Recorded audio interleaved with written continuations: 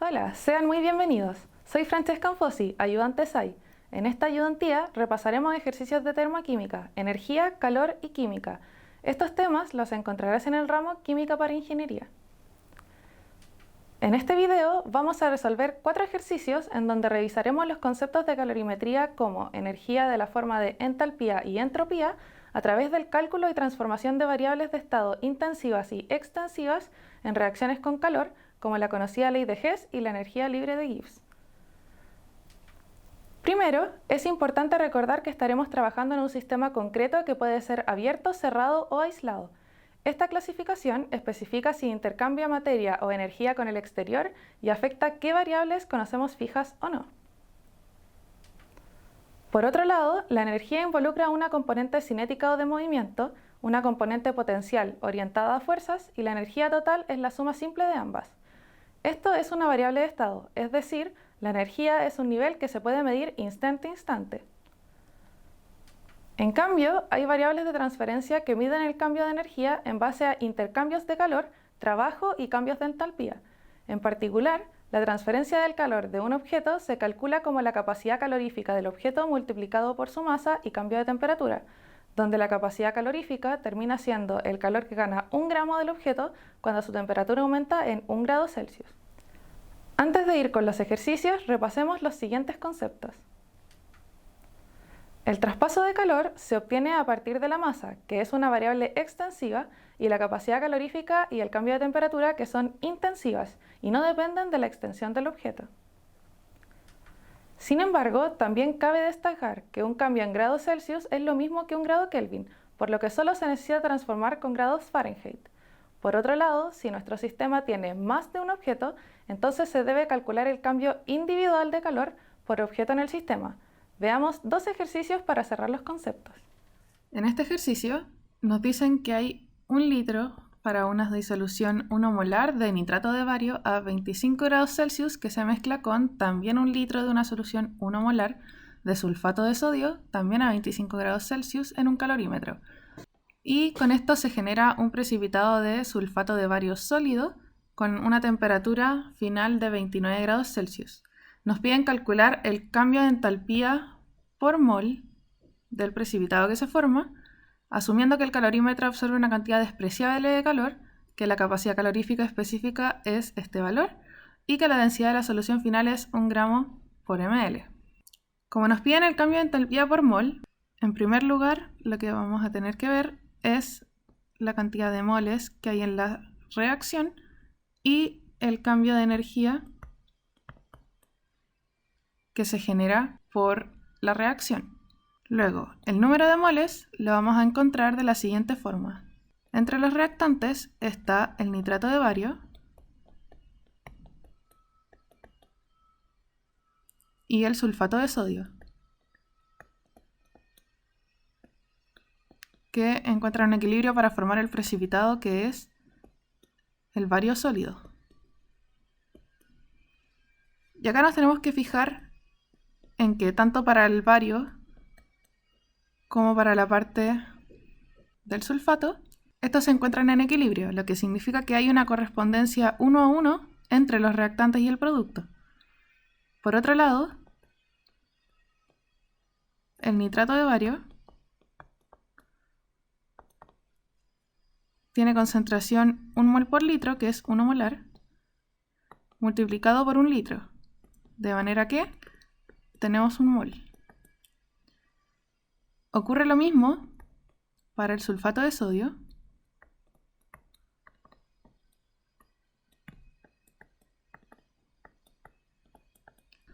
por lo que la reacción en total genera 1 mol de precipitado. Por lo tanto, la cantidad de energía de la reacción completa va a entregar el cambio de entalpía por mol. Luego, tenemos que recordar que la fórmula del cambio de energía va a ser igual en este caso al calor que se forma por la reacción y solamente por la reacción, ya que el calor del calorímetro es 0. De manera que va a ser la capacidad calorífica por la masa por el cambio de temperatura, que es la fórmula por el calor. La capacidad calórica es un dato igual a 4.18 joules partido gramo grado Celsius. La masa va a ser igual a la densidad por el volumen, que en este caso vamos a considerar como los datos iniciales, que consisten en los reactantes, y por lo tanto va a ser igual a 1 gramo por ml por 2000 ml, que corresponde a los 2 litros de los reactantes. Por conservación de masa, esto se va a mantener incluso cuando se genere el precipitado. De manera que tenemos 2000 gramos. Finalmente, el cambio de temperatura va a ser igual a la temperatura final menos la temperatura inicial, que en este caso es la misma para ambas especies, así que no se tiene que considerar ningún tipo de operación en particular, con lo que tenemos 4 grados Celsius de cambio de temperatura. Por lo tanto, lo que nos piden, que es el cambio de entalpía por mol, va a ser igual solamente al cambio de entalpía, debido a que ya tenemos el mol, y nos queda 4.18 joules gramo grado Celsius por 2000 gramos por 4 grados Celsius. Se nos van las unidades y nos queda, utilizando la calculadora, 33.440 joules. Y con eso termina el ejercicio. En este ejercicio nos cuentan que un ingeniero necesita analizar una aleación de cobre y nos entregan su capacidad calorífica, y cobre y nos entregan su capacidad calorífica.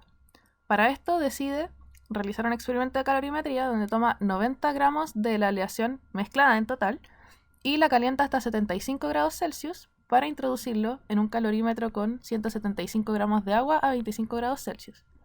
Y con eso la temperatura final de equilibrio es de 27 grados Celsius. Por lo tanto, nos piden calcular la composición porcentual de cada elemento en la aleación, despreciando el calor absorbido por el calorímetro. Esto significa que los únicos calores que van a entrar en participación van a ser el calor del oro en la mezcla, más el del cobre, más el del agua. Y no entra nada más. Y como este sistema se va a considerar un aislado, porque está encerrado en un calorímetro que no absorbe calor, entonces no hay mayor traspaso y esto debe ser igual a 0. Es decir, lo que se enfría esta aleación es lo que se calienta el agua. Por lo tanto, vamos a sacarlo uno por uno. Debido a que son 90 gramos en total, entonces vamos a expresar la masa del cobre como los 90 gramos multiplicado por un X, que va a ser la proporción con respecto a la masa total de la aleación. Por lo tanto, la masa del cobre va a ser igual a 90 gramos por 1 menos esta proporción, debido a que ambos deben sumar 1. Luego, lo que va a pasar es que utilizamos de nuevo la fórmula de masa por capacidad calorífica por cambio de temperatura.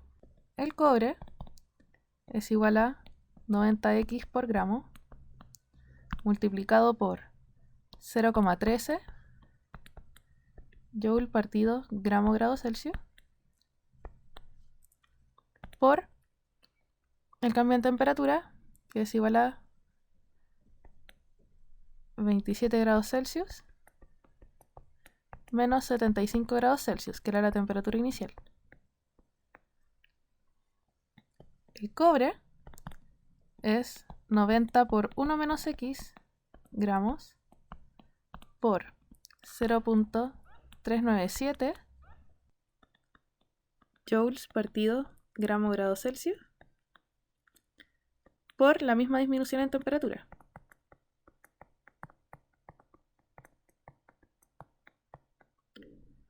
Y finalmente el agua, que es lo que se calienta, es igual a 175 gramos por, y acá tenemos que utilizar 4.18 joules partido gramo grado Celsius, que es la capacidad calorífica del agua, por su aumento de temperatura, que es 27 grados Celsius menos 25 grados Celsius. Y con eso ya utilizamos los datos de las temperaturas y las masas y la capacidad calorífica. Por lo tanto, lo que tenemos que hacer ahora es sumar. Y al hacer las multiplicaciones que corresponden, lo que vamos a tener es la siguiente ecuación. Menos 561.6x, y esto va a estar en joules, menos 1715.04 joules, que corresponde al factor del 1, más 1715.04x joules, para tener de manera extendida este paréntesis. Y la parte del agua lo que nos entrega es 1463 joules. Y esto tiene que ser igual a 0. Por lo tanto, al despejar, lo que nos queda es lo siguiente. 1153.44 x igual a 252.04. Por lo tanto, x es igual a 0.2185. Como esto lo expresamos para el porcentaje de oro que había en la aleación, lo que tenemos es un 21.85% de oro y un 78,15% de cobre. Y con eso termina el ejercicio. La otra variable de transferencia de energía que llama la atención en química es el cambio de entalpía. Este va más orientado a energía interna y suele registrarse en base a reacciones de formación de elementos y reacciones entre elementos intermedios. De esta forma, el cambio de entalpía total se obtiene al sumar los procesos con los que se obtienen los productos y se restan los procesos con los que resultan los reactantes. Esto se debe a que al ponderar las reacciones completas para magnificar en cantidad de materia, la cantidad de entalpía también se pondera, y al invertir una reacción, se invierte el signo de cambio de entalpía. También, si las reacciones se dan en condiciones estándar, se usan las entalpías estándar que se denotan con un H supra cero. Ya terminado el análisis de la reacción con respecto a los elementos que lo componen, lo que también nos interesa saber es las consecuencias de esta reacción a nivel ambiente, por lo que miramos la entropía, que es el nivel de desorden del universo. Este respeta las mismas reglas que la entalpía y se presenta en el mismo formato tabulado.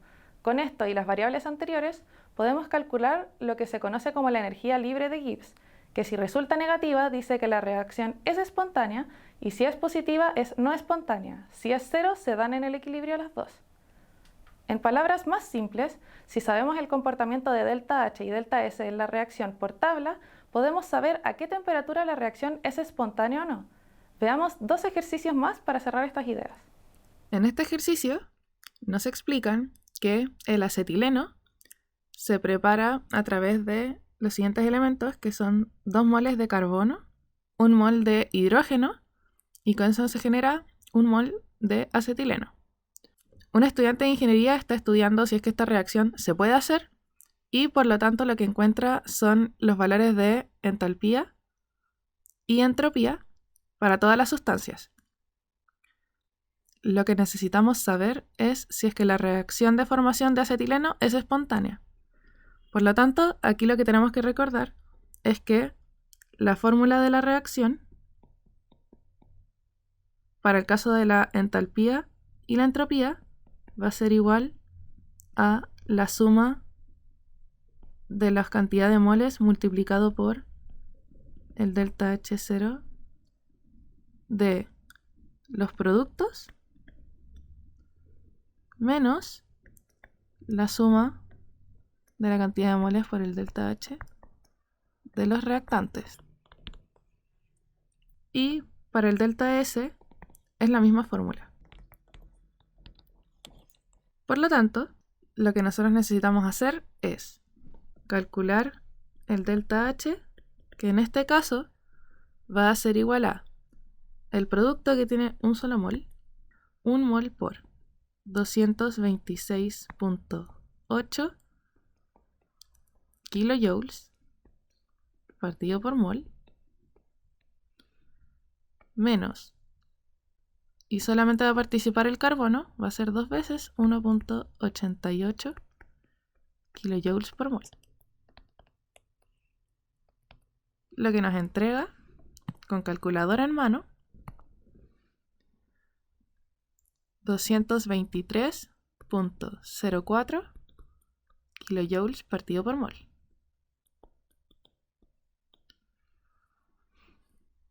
Por otro lado, el cambio en entropía es igual a 1 por 200.9 joules partido mol Kelvin menos 1 por el hidrógeno, que es 130.7 joules partido mol Kelvin, menos 2 veces 5.7 joules partido mol Kelvin, lo que nos entrega 58.8 joules partido mol K.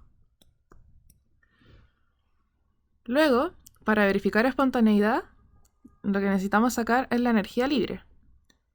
Y la energía libre tenemos que recordar que es igual al cambio de entalpía menos el cambio en la entropía multiplicado por la temperatura.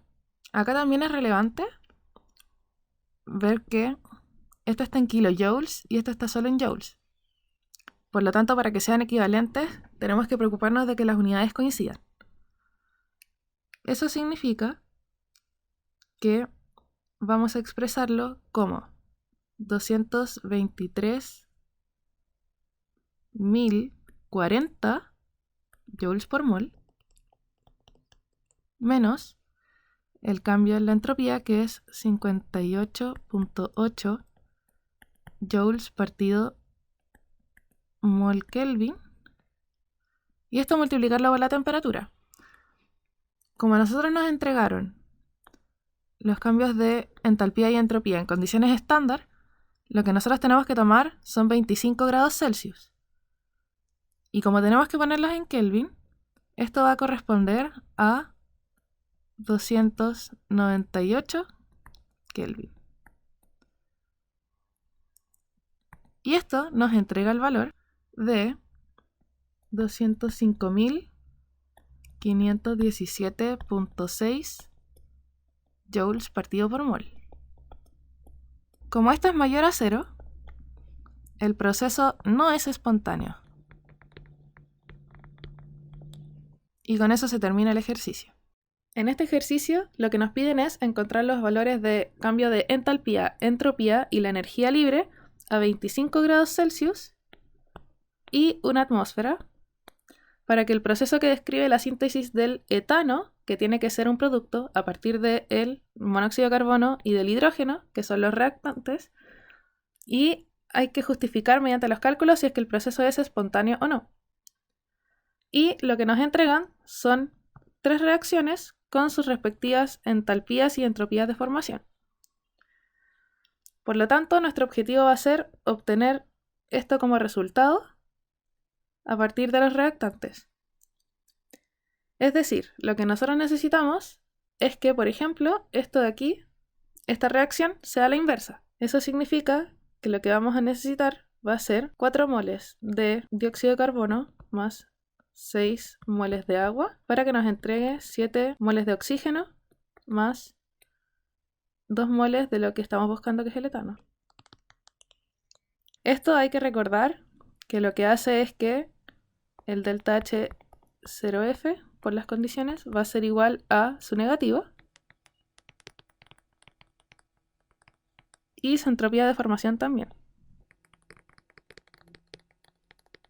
Luego, como ya tenemos como producto el etano, que era lo que nosotros estábamos buscando, ahora nos vamos a preocupar de que estén de forma equilibrada cuando agreguemos el monóxido de carbono y el hidrógeno. Esto lo vamos a lograr anulando el agua y el dióxido de carbono que nosotros tenemos como reactantes. Es decir, lo que nosotros vamos a hacer es ponderar por la cantidad de moles que tenga cada uno. Entonces, lo que vamos a hacer es agregar 6 moles de H2 más 3 moles de O2 para que se vuelvan 6 moles de H2O. Y de la misma forma vamos a ponderar por 4 el valor del monóxido de carbono más 2 moles de O2 para que tengamos 4 moles de dióxido de carbono.